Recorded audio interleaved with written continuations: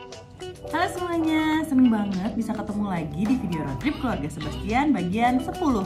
Akan ada keseruan apa aja ya kali ini? Tonton videonya sampai akhir ya.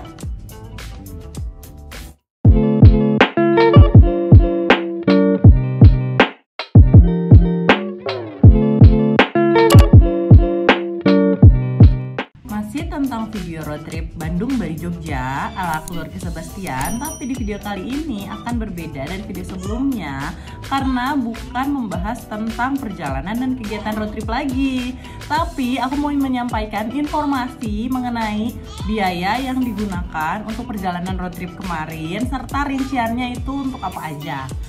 Selain itu, aku akan ngasih tips and trick untuk teman-teman yang mau menyiapkan road trip ke beberapa kota seperti aku kemarin.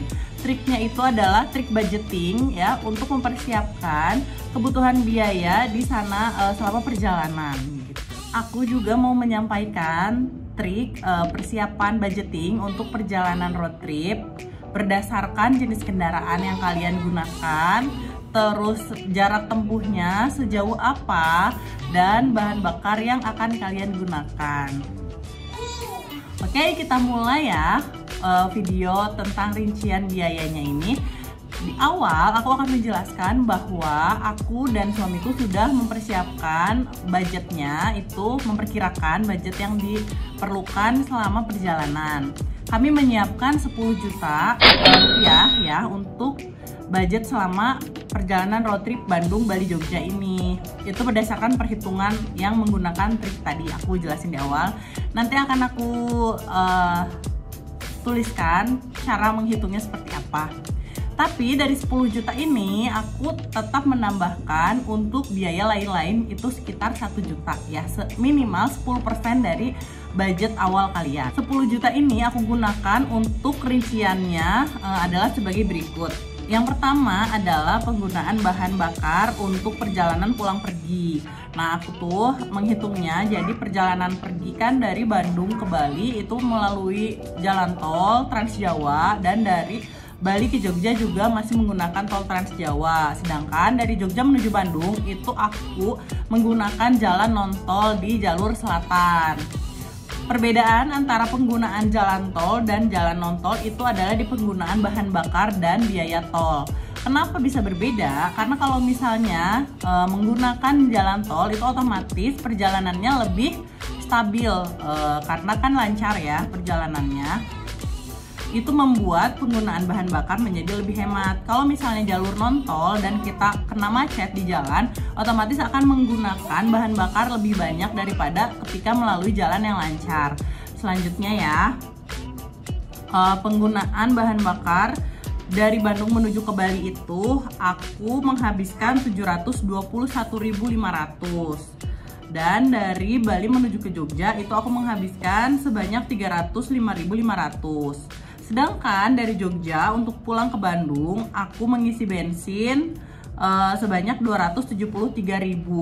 Nah, ini tuh udah termasuk sama jalan-jalan di kota tujuan wisatanya. Jadi udah jalan-jalan di Bali dan jalan-jalan di Jogja juga. Ini tuh udah all in si bensin, kebutuhan bensin segini tuh. Ditotalin penggunaan bensinnya 1.300.000 rupiah. Ini aku menggunakan Pertalite ya guys. Dan pada saat aku berangkat harga per liternya itu masih di 7.650, belum ada kenaikan saat itu. Untuk saat ini pasti akan ada sedikit perbedaan penggunaan bahan bakar, tetapi perkiraannya masih sama, kebutuhannya adalah sekian liter. Yang kedua adalah kebutuhan jalan tol. Nah, selama perjalanan dari Bandung menuju ke Bali, aku menggunakan beberapa jalan tol. Dari mulai aku berangkat dari rumah itu daerah Cileunyi, aku menggunakan jalan tol menuju ke Pamulihan. Selanjutnya masuk ke Kertajati di Majalengka dan keluar di pintu tol Ciperna di Cirebon. Ini tuh kenapa aku keluar dulu di Cirebon, karena mau makan siang. Nah, aku dan keluarga memang nyari makan siangnya itu yang makanan khas di daerah yang kita lewati. karena kita melewati daerah Cirebon dan di sana ada makanan khasnya yaitu empal gentong, makanya melalui jalan tolnya itu kita keluar dulu di Cirebon. Selanjutnya dari tol Ciperna lanjut perjalanan sampai ke gerbang tol Probolinggo Timur. Nah, ini itu membutuhkan biaya tol sebanyak 721.500.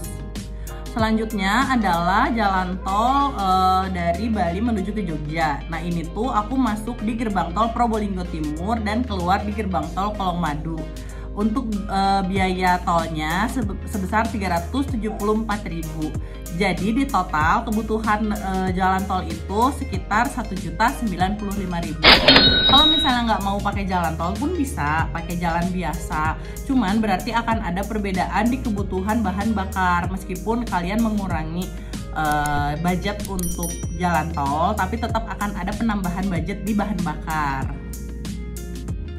Yang selanjutnya, yang ketiga adalah biaya penyeberangan. Untuk penyeberangan dari ke Pelabuhan Ketapang ke Gilimanuk itu aku menggunakan kapal feri. Untuk tiketnya aku beli di aplikasi Ferizi. Cara penggunaannya aku tampilkan ya. Nah, untuk pembelian tiketnya ini dihitung berdasarkan kendaraan yang kita gunakan. Tetap mengisi data jumlah penumpang dari kendaraan tersebut berapa, tetapi untuk harga tiketnya itu berdasarkan kendaraannya ya, bukan banyak orangnya. Jadi ngisi data orang itu hanya untuk penggunaan pencatatan data di kapal ferinya dengan harga tiket 182.500. Tiket bulak balik Ketapang Gilimanuk 182.500 dan Gilimanuk ke Ketapang itu sama 182.500 juga. Jadi total untuk penyeberangan menggunakan kapal feri membutuhkan biaya 365.000. Tapi ini itu harga sebelum ada kenaikan BBM. Karena sekarang harga BBM naik termasuk solar, jadinya akan ada kenaikan harga juga. Kalian bisa cek aja harga yang terbaru di aplikasi Ferizinya ya. Yang keempat adalah biaya penginapan. Untuk penginapan ini aku menyiapkan sebelum mulai road trip. Jadi aku beli via aplikasi ya guys. Selama di Bali itu aku menginap di dua tempat yang berbeda. Yang pertama adalah Villa Casa de Zenov di daerah Canggu. Ini itu villa yang memiliki 2 kamar dengan private pool dan udah ada ruang TV-nya, ruang keluarga, ada laundry room juga, serta ada dapur dengan fasilitas yang lengkap.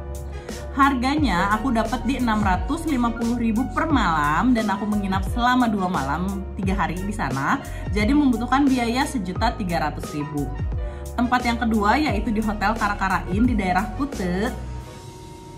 Nah, ini tuh tanpa sarapan ya, aku ngambilnya kamar yang superior double plus 2. Dia terdapat 1 king bed dan 2 single bed, serta ada 3 kamar mandi di dalam.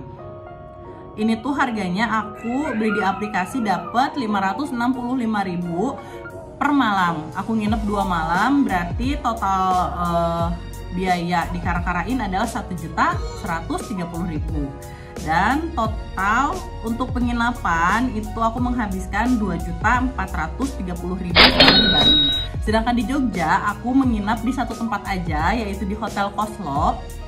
Ini biayanya 350.000 per malam kali 2 700.000. Aku pilih yang tipe deluxe double. Ini tuh tanpa sarapan. Yang ini di Hotel Koslo ini ada kolam renangnya ya guys.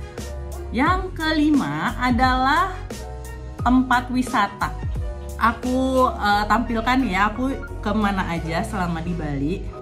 Pertama datang langsung ke Pura Luhur Uluwatu. Tiket masuknya itu 30.000 untuk dewasa dan anak-anak 20.000 untuk usia 6-12 tahun.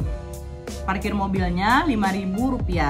Sebenarnya di Pura Luhur Uluwatu ini ada penampilan tari kecak. Biayanya 150.000 per orang. Untuk anak itu 75.000.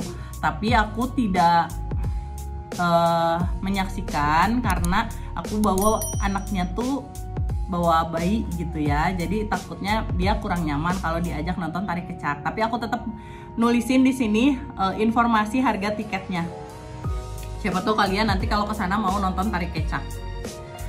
Yang selanjutnya itu Pura Tanah Lot, harga tiket masuknya 20.000 untuk dewasa dan 15.000 untuk anak dari usia 5 sampai 10 tahun. Biaya parkirnya 5.000 untuk mobil dan 2.000 untuk motor. Aku juga ke Pantai Melasti. Di sini biaya masuknya 8.000 untuk dewasa, anak-anak masih gratis dan biaya parkirnya 5.000 per mobil. Kemudian Pantai Pandawa, harga tiket masuknya masih 8.000 per orang dewasa, anak-anak gratis. Biaya parkir mobil Rp5.000, untuk motor Rp2.000 ya. Selanjutnya aku ke Pantai Kute dan Pantai Nusa Dua. Nah, Pantai Kute dan Pantai Nusa Dua ini kalian cuman bayar tiket untuk parkir aja. Kalau masuk ke daerah pantainya itu gratis.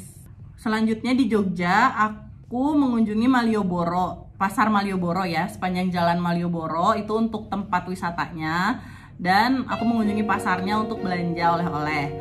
Di Pasar Malioboro ini tempatnya itu bersih. Di sini nggak ada tiket masuk, cuman bayar parkir aja kalau kalian bawa kendaraan. Terus daerah di dalam pasarnya itu harganya murah-murah. Kalau misalnya kalian mau belanja dan mau tawar-menawar, usahakan harus jadi belinya ya, jangan udah tawar-menawar kalian pergi gitu aja nggak jadi beli, kan kasihan nih mbak-mbak mas-masnya di sana. Harganya juga mereka ngasih nggak terlalu mahal kok. Ya untuk sesekali belanja di sana kan nggak apa-apa ya, ngelarisin dagangan sesama warga Indonesia. Terus fasilitasnya juga lengkap. Yang bikin aku takjub adalah ketika aku datang ke Pasar Malioboro ini, aku menemukan ruang laktasi guys. Di pasar ada ruang laktasi dan fasilitasnya juga lengkap. Ini aku tampilin fotonya ya, foto ruang laktasinya. Jarang-jarang banget kan nemu di tempat umum ada fasilitas untuk ibu menyusui kayak gini. Selain ada ruang laktasi, juga ada toilet umum dan tempat cuci tangan. Hampir di semua titik ada tempat cuci tangan, jadi gampang banget dicari. Selanjutnya aku ikutan Lavatur Merapi. Nah, Lavatur Merapi ini biayanya Rp300.000 per mobil. Aku ikutan ngambil paket yang di MGM Adventure. Itu tuh tempatnya, lokasinya ada di gerbang masuk Museum Gunung Merapi di Jalan Kaliurang. Total untuk tempat wisata ini aku menghabiskan Rp462. Yang terakhir adalah untuk biaya makan. Nah, untuk biaya makan ini aku enggak ngitung per tempat makan ya, aku habis berapa karena kan beda-beda harganya. Aku hanya nyebutin totalnya. Aku habis untuk makan selama perjalanan road trip itu untuk aku, suamiku, dan 2 orang anakku habis sekitar 2.500.000. Nah, untuk tempat makannya di mana aja itu aku di Bali makan ayam betutu mentempeh. Ini rekomendasi banget kalau misalnya kalian ke Bali, cobain deh si ayam betutu mentempeh ini karena enak banget. Terus aku juga menemukan nasi Padang yang rasanya enak di Bali, meskipun nasi Padang ada di mana-mana ya, di Bandung pun ada, tapi rasa si nasi Padang di Bali ini tuh lumayan beda. Nama tempatnya adalah Rumah Makan Balenong. Nah, untuk sarapannya, karena kan aku ngambil hotel yang tanpa sarapan, untuk sarapan selama di villa, penginapan villa itu aku masak sendiri karena ada fasilitas dapur. Kalau untuk di Hotel Karakarain itu aku pesan pakai ojek online. Beberapa tempat makan yang aku rekomendasikan untuk kalian sarapan adalah nasi kuning Salma di daerah Kute dan juga nasi pedas Buatik di daerah Kute juga. Ini enak banget guys, ada di ojek online. Kalau buat di Jogja, ini karena aku tujuan ke Jogja adalah untuk wisata kuliner, jadi banyak banget nih tujuan makanannya. Yang pertama adalah mie ayam Butu Mini. Ini harganya murah banget, kalau nggak salah di 15.000 sampai 20.000-an. Terus juga aku ke Kopi Klotok, harganya masih murah juga. Selanjutnya wedangan kampung. Untuk makan malam aku pilih oseng mercon Bunarti dan olive fried chicken. Nah, si olive fried chicken ini bisa kalian beli di ojek online. Jadi kalau males keluar dari penginapan, tinggal pesan aja di ojek online. Terus pas mau pulang, aku beli sate petir Pak Nano. Karena aku ngambil penginapannya tanpa sarapan juga, jadi buat sarapannya aku nyari di daerah sekitar hotel dan nemu ada nasi soto ayam enak yang murah, satu porsinya cuma 10.000. Itu ada di gang depan gang masuk ke Hotel Koslo. Aku lupa namanya, pokoknya ada soto ayam itu di depan gangnya banget pas masuk ke arah Hotel Koslo Jogja. Selanjutnya aku juga beli MPASI untuk anakku di Baby Nutri. Bedanya di Bali dan di Jogja adalah kalau selama di Bali itu aku masak MPASI-nya, di Jogja ini aku beli di catering MPASI Baby Nutri. Buat harganya juga murah-murah dan menunya bervariasi.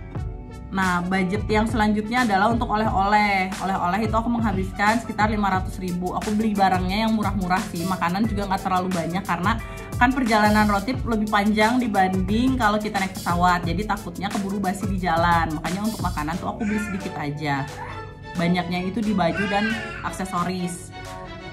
Total biaya yang aku gunakan itu 9.352.000. Dari budget awal yang udah aku persiapkan itu masih sisa 648.000, ditambah untuk biaya lain-lain ada 1 juta. Jadi masih ada sisa 1.648.000. Dan ini tuh bisa dialokasikan untuk kebutuhan lainnya. Karena kan dipisahin ya, memang dari awal aku pisahin budget untuk tabungan dan budget untuk road trip. Selanjutnya aku mau menyampaikan trik untuk mempersiapkan budget untuk road trip ya guys. Cara menghitungnya gimana? Yang pertama adalah trik menghitung kebutuhan BBM. Cara menghitung kebutuhan bahan bakar selama perjalanan itu adalah yang pertama kalian cari tahu dulu nih ya, jenis kendaraan kalian itu membutuhkan konsumsi BBM-nya berapa banyak. Untuk 1 liternya, untuk 1 liter bahan bakarnya itu bisa untuk menempuh jarak sebanyak berapa kilometer. Aku contohin untuk kendaraan yang aku pakai itu Avanza tahun 2013 1300 cc. Dia itu untuk 1 liter bahan bakar bisa menempuh jarak sejauh 11 km. Nah udah gitu dihitung deh total jarak tempuh yang akan dilalui pulang pergi. Total jarak tempuh untuk perjalanan road trip Bandung-Bali Jogja ini adalah dari Bandung ke Balinya sejauh 1084 km, lalu dari Bali ke Jogja 731 km, dan dari Jogja ke Bandung 393 km. Totalnya 2208 km. Ini jarak perjalanan yang ditempuh dibagi 11 km. Karena tadi kan 1 liternya untuk 11 km ya. Otomatis yang dibutuhkan adalah 200,7 liter BBM. Saat aku berangkat harga BBM-nya, harga pertalitnya itu di 7.650. Dikali 200 liter ini biayanya 1,5 juta. Jadi aku membudgetkan untuk BBM itu 1,5 juta. Tapi setelah perjalanan dihitung ternyata total yang dibutuhkan itu hanya 1,3 juta. Tapi tetap ya disiapkannya itu sebanyak 1,5 juta. Nah kalau misalnya untuk harga saat ini pertalitnya di 10.000, jadi harga kebutuhan BBM-nya sekitar 2 juta. Jadi siapkannya 2 juta aja dulu. Untuk penginapan itu cari di aplikasi. Kalau untuk villa, kalian mau nginep di villa nih, aku rekomendasikan cari di Airbnb. Ini aku dapat villa cantik ini tuh di Airbnb. Ada masih banyak lagi pilihan lainnya yang nggak kalah bagus. Kalau misalnya kalian beli di Airbnb itu enaknya bisa langsung berkomunikasi sama yang punya villa. melalui aplikasi Airbnb-nya. Terus kalau untuk hotel itu carinya di Traveloka atau tiket.com ya. Karena akan lebih murah dibanding beli langsung secara dadakan di hotelnya gitu. Terus kalau misalnya pakai aplikasi itu sering ada promo. Untuk tiket penyeberangan itu aku beli di aplikasi. Belinya itu pas udah deket ke pelabuhan biar pemilihan waktu keberangkatannya itu pas, nggak terlalu jauh dari harga tiket yang dibeli. Nggak terlalu jauh dari jam di tiket yang dibeli. Makanan itu cari yang rekomendasi. Jadi sebelum berangkat itu udah nyari tahu dulu infonya. Yang rekomendasi makanan di daerah itu apa, yang jadi ciri khas di daerah itu juga apa. Nah, buat oleh-oleh nih, selama di Bali aku merekomendasikan untuk beli oleh-oleh di tempat wisata. Kenapa? Karena di tempat wisatanya itu justru harganya lebih murah. Aku beli oleh-oleh itu di Pura Luhur Uluwatu dan Pura Tanah Lot, dan harganya dibanding di tempat toko pusat oleh-oleh yang besar itu jauh lebih murah menurut aku. Aku tuh beli topi di Pura Luhur Uluwatu harganya 50.000. Di tempat pusat toko oleh-oleh itu harganya di atas itu. Dan kalau di Pura Tanah Lot aku beli baju, ada yang 100.000 dapat 5, ada yang harganya itu 15 ribuan satu bajunya, pokoknya murah banget deh di sana. Dan untuk di Jogja aku beli oleh-olehnya di Pasar Malioboro. Ini tuh udah murah banget sih kalau menurut aku ya, di Pasar Malioboro. Dan sebenarnya di tempat wisata kayak di Candi Borobudur, Candi Prambanan juga murah-murah. Tapi karena aku nggak kesana, jadi aku cuman belanja di Pasar Malioboro aja. Oke, untuk penjelasan tentang penggunaan biaya, rincian, dan trik menghitung kebutuhan biaya selama road trip itu sudah aku sampaikan semuanya. Kalau misalnya masih ada yang kurang jelas atau ada yang pengen teman-teman tanyain lebih lanjut, boleh ditulis aja di kolom komentar. Misalnya ada yang bingung ini road trip apa sih, kalian bisa tonton dulu videonya dari part 1 sampai part 9. Di situ tentang perjalanan road trip dan kegiatan selama aku road trip sama keluarga. Kalau misalnya kalian ada saran atau kritik tentang video-video dari keluarga Sebastian, boleh ditulis juga di kolom komentar ya. Dan misalnya punya saran untuk road trip selanjutnya ke kota mana nih, kayaknya bakal seru kalau ke kota ini nih gitu. Tulis juga di kolom komentar, insya Allah nanti kita akan road trip ke kota tersebut. Terima kasih karena udah menyaksikan video ini dari awal sampai akhir. Sampai bertemu di video keluarga Sebastian selanjutnya. Dadah!